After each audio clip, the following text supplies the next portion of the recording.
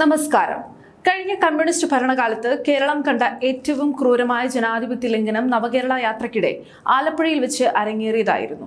കരിങ്കൊടി കാണിച്ച പ്രതിപക്ഷ യൂത്ത് കോൺഗ്രസ് പ്രവർത്തകരുടെ തല അടിച്ചു പൊളിക്കാൻ മുൻ മുഖ്യമന്ത്രി പിണറായി വിജയന്റെ അകമ്പടി വാഹനത്തിൽ നിന്നിറങ്ങി ഓടിയെത്തിയ പോലീസുകാരുടെ ദൃശ്യങ്ങൾ കേരളക്കരയാകെ കണ്ടതാണ്. ആ മർദ്ദനക്കേസിലെ 5 പ്രതികൾക്കും ആലപ്പുഴ ജില്ലാ സെഷൻസ് കോടതി ജഡ്ജി ഹണി എം വർഗീസ് മുൻകൂർ ജാമ്യം അനുവദിച്ചു. മുൻ മുഖ്യമന്ത്രിയുടെ ഗൺമാന്മാരായ അനിൽ കല്ലിയൂർ, സന്ദീപ് എസ്, വിപിൻ, അരുൺ, ഷൈജു എന്നിവർക്കാണ് ഇപ്പോൾ കോടതി മുൻകൂർ ജാമ്യം നൽകിയിരിക്കുന്നത്. നീതിന്യായ വ്യവസ്ഥയോടുള്ള പൂർണ്ണമായ ബഹുമാനം നിലനിർത്തിക്കൊണ്ട് തന്നെ പറയട്ടെ, ഈ വിധി തീർത്തും നിരാശാജനകമാണ്. എന്നാൽ ഈ ജാമ്യ ഉത്തരവ് കണ്ട് അക്രമികൾക്ക് സംരക്ഷണമൊരുക്കിയ പഴയ ഭരണകൂടം ആഹ്ലാദിക്കേണ്ടതുമില്ല.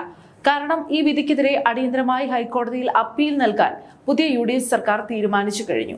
പ്രതികളുടെ ജാമ്യം റദ്ദാക്കാനുള്ള കർശനമായ നിയമ പരിശോധനകൾ ആഭ്യന്തര വകുപ്പ് ആരംഭിച്ചു വരികയാണ്. 2023 ഡിസംബറിൽ നടന്ന ആ സംഭവത്തിൽ ക്രൂരമായ മർദ്ദനമേറ്റ AD തോമസ് MLA-യും യൂത്ത് കോൺഗ്രസ് നേതാവ് അജയ് ജൂവൽ കുര്യാക്കോസും ഈ വിധിയോട് വളരെ ന്യായമായ രീതിയിൽ തന്നെയാണ് പ്രതികരിച്ചത്. കോടതിയുടെ പരിഗണനയിൽ ഇരിക്കുന്ന വിഷയമായതുകൊണ്ടും നിയമവ്യവസ്ഥയെ ആദരിക്കേണ്ടതുകൊണ്ടും വിധിയുടെ സ്വഭാവത്തെക്കുറിച്ച് പരസ്യമായി പറയാൻ പരിമിതികളുണ്ടെന്ന് തോമസ് MLA വ്യക്തമാക്കുകയും ചെയ്തു. എങ്കിലും ഈ വിധി കണ്ട് തങ്ങൾ ഒളിച്ചോടില്ലെന്നും നീതി നേടുന്നതുവരെ ഈ പോരാട്ടം ഏതറ്റം വരെയും തുടരുമെന്നും ഇരുവരും മാധ്യമങ്ങൾക്ക് മുന്നിൽ പ്രഖ്യാപിച്ചു കഴിഞ്ഞു.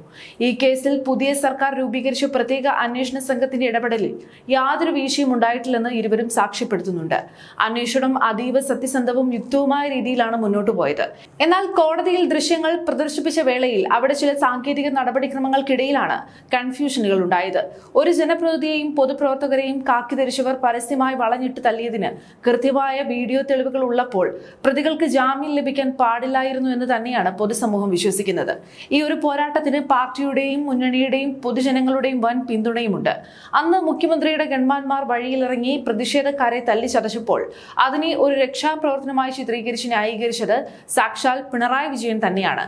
ഒരു നാടിന്റെ മുഖ്യമന്ത്രി തന്നെ അക്രമികൾക്ക് പരസ്യമായി ക്ലീൻ ചീറ്റ് നൽകിയപ്പോൾ അന്ന് പോലീസും കേസെടുക്കാൻ തയ്യാറായില്ല. ഒടുവിൽ മർദ്ദനമേറ്റവർ കോടതിയെ സമീപിച്ചതിന് ശേഷമാണ് കോടതി ഉത്തരവ് പ്രകാരം ഗൺമാന്മാർക്കെതിരെ കേസെടുക്കാൻ പോലീസ് നിർബന്ധിതരായത്. അന്ന് നിയമത്തെയും ജനങ്ങളെയും വെല്ലുവിളിച്ചവർക്ക് പുതിയ സർക്കാരിന്റെ ആഭ്യന്തര വകുപ്പ് കൃത്യമായ മറുപടിയാണ് നൽകുന്നത്. ഇപ്പോഴത്തെ ആഭ്യന്തരമന്ത്രി രമേശ് ചെന്നിത്തല ഈ ഉത്തരവിനെ ഒരു തിരിച്ചടിയായി കാണുന്നില്ല എന്ന് തിരുവനന്തപുരത്ത് വ്യക്തമാക്കിയിട്ടുണ്ട്. വധശ്രമം അടക്കമുള്ള ശക്തമായ വകുപ്പുകൾ പ്രതികൾക്കെതിരെ ചുമത്തിയതിൽ വന്നിട്ടുള്ള എന്തെങ്കിലും തരത്തിലുള്ള സാങ്കേതിക പിഴവാണോ ജാമ്യം ലഭിക്കാൻ കാരണമായതെന്ന് ആഭ്യന്തര വകുപ്പ് വിശദമായി പരിശോധിക്കും. വിധിപ്പകർപ്പ് പൂർണ്ണമായും വിശകലനം ചെയ്ത ശേഷം നിയമവിദഗ്ധരുമായി ആലോചിച്ച് വരും ദിവസങ്ങളിൽ തന്നെ ഹൈക്കോടതിയിൽ ശക്തമായ അപ്പീൽ ഹർജി സമർപ്പിക്കുമെന്ന് രമേശ് ചെന്നിത്തല ഉറപ്പു നൽകിയിട്ടുണ്ട്. കുറ്റകൃത്യത്തിന്റെ ആഴം വ്യക്തമാക്കുന്ന ദൃശ്യങ്ങൾ പൊതുവേദിയിൽ ലഭ്യമായിരിക്കെ പ്രതികൾക്ക് താൽക്കാലികമായി ലഭിച്ച ഈ ഒരു ആശ്വാസം നീണ്ടു നിൽക്കില്ല എന്ന് തന്നെയാണ് നിയമവൃദ്ധങ്ങൾ നൽകുന്ന സൂചന. പഴയ കമ്മ്യൂണിസ്റ്റ് ഭരണകൂടത്തിന്റെ ഒത്താശയോടെ അണികളെയും പൊതുജനങ്ങളെയും തല്ലിച്ചതച്ച ഏത് ഉന്നത പോലീസ് ഉദ്യോഗസ്ഥനായാലും അവർക്ക് നിയമത്തിന് മുന്നിൽ വിചാരണ നേരിടേണ്ടി വരും.